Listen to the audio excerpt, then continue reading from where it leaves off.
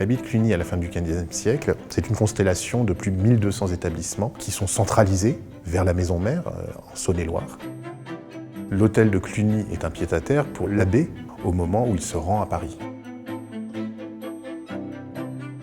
La chapelle de l'hôtel des abbés de Cluny est bâtie à l'extrémité d'une toute petite aile qui est perpendiculaire au corps de logis.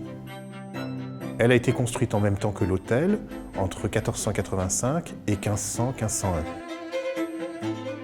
La chapelle sert aux abbés de Cluny pour y exercer leur culte, pour y dire la messe ou l'entendre dire, mais elle a aussi une autre fonction. Grâce à l'escalier qui est aménagé dans le coin, elle permet d'accéder au jardin de plain-pied qui est derrière le logis de l'hôtel. La voûte de la chapelle est vraiment le chef-d'œuvre de l'édifice. Elle se compose d'un réseau de nervures qui retombe sur un pilier central extrêmement fin et unique.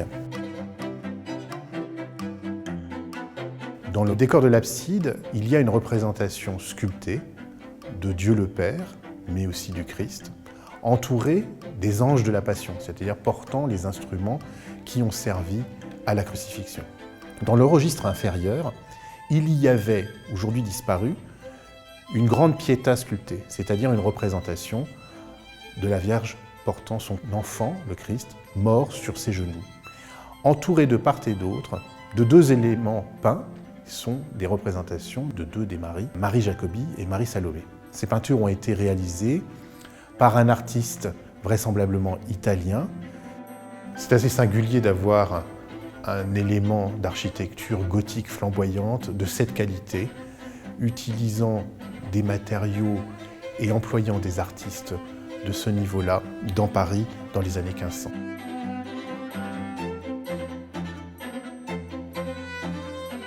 La cause de la restauration de la chapelle, c'est à la fois des raisons sanitaires, de conservation stricte, et à la fois des raisons d'agrément, de confort.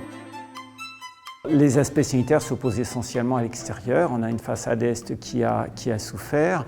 On a aussi des raisons esthétiques, c'est-à-dire aussi bien à l'extérieur qu'à l'intérieur. On souhaite retrouver des murs plus clairs. Puis on a surtout la redécouverte des peintures du XVIe siècle de l'abside qui sont tout à fait extraordinaires. Les sondages de peinture murale réalisés par des restauratrices montrent que ces peintures ont une vivacité vraiment extraordinaire. Elles sont très bien conservées. Dans le contexte d'une restauration et d'un aménagement d'un nouvel accueil, on imagine qu'on ne pouvait pas la laisser sans restauration. Il faut commencer même par elle. C'est vraiment le point culminant d'une visite. Disons qu'avec le frigidarium pour les thermes antiques, on a là les deux espaces de la maison qui sont particulièrement importants par leur décor, par leur histoire, par leur signification.